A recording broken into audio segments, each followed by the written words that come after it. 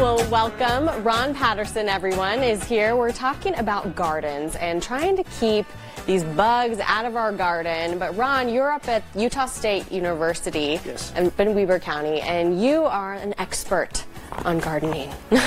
Well, I've done it for a long time. How long? Well, let's see, how old am I? No. Just give us all the details. Yeah. No, you can keep yourself if you'd like. So tell us about, right now it seems like such a perfect time because we've kind of gone through this, we're over the cold for sure, but we had this ups and down kind of crazy May with these cold temperatures, warm temperatures, and now people are really getting into their gardening, or maybe some of them are really in full bloom right now. I've noticed quite a few flowers around my neighborhood. What about the bugs and disease? Now, when you go gardening, that's just inevitable, right? Bugs and disease in the garden? If you garden, you'll have bugs and diseases and weeds, yes. Okay, so you're also saying there are good bugs and bad bugs. Right. Okay, which are the bad bugs? Well, aphids are some of the bad bugs. You got a picture there of an aphid, and what they do is they pierce through the membrane of the cells and they suck the juices out of the plant. How do we get rid of them? Well, are those them? Yeah, that's more aphids on a tomato leaf looks like. And so what you've got to have, it's like the good bugs are like teenage boys. Okay. If you don't have food in the refrigerator, they'll never come home. And so aphids are really kind of the bottom of the food chain for insects. And if there's no food there, the good bugs aren't going to come there to eat them.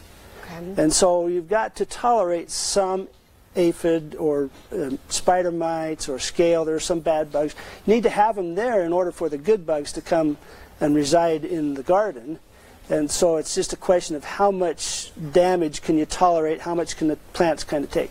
They're not, a little bit of damage isn't going to hurt the plants. They're designed to handle that. They are. Okay. But if the aphids aren't there, the good bugs, the teenage boys, aren't going to come home. Why do we need the good bugs? The good bugs are nature's way of kind of providing balance in our life. Okay. Nature has a way of kind of keeping those other things under control. And it just kind of builds as you look at life, the cycle of life, it just kind of grows upon each other. And so you've got to have the bad bugs in order for the good bugs to come. And then you've got the pollinators and all that kind of stuff. There's lots of good. There's actually a lot more good bugs in the garden than there are bad bugs. It's just that the bad bugs reproduce really fast. Okay, well, how do we keep the good bugs in the garden if we want them to stay to keep our garden healthy? The most important thing is to, when you go out and you see the bad bugs, look for the good bugs as well. So if you have aphids, that's fine as long as you're looking and you say, okay, do I have lacewing or do I have ladybugs or do I, and there's a picture of a lacewing, that's a green lacewing. And the green lacewing actually eats the pollen, the adult eats the pollen. It's the immature larva that actually eats the bugs, the aphids and the spider mites.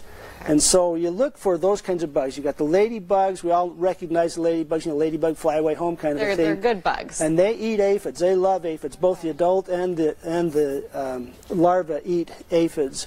And so if you see ladybugs there, great, because there's probably aphids there already, and they're going to be laying their eggs in amongst those aphid colonies, and they will reproduce and grow, and they both love to eat the aphids. Okay, and can you buy ladybugs in a store somewhere if you want to help your garden? You can.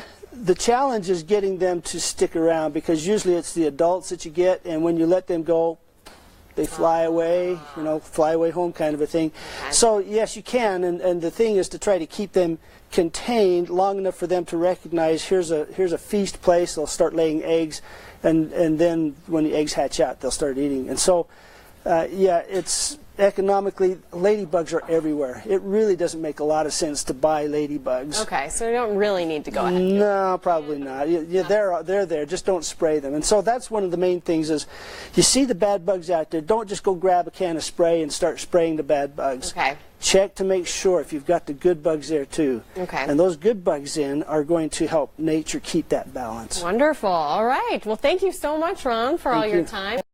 Appreciate it. Hopefully getting our gardens growing. That's an exciting time of year. Yeah, definitely is. And speaking of gardens growing, we're going to have a weather forecast in just a little bit. When we come back, Damon Yanni, stick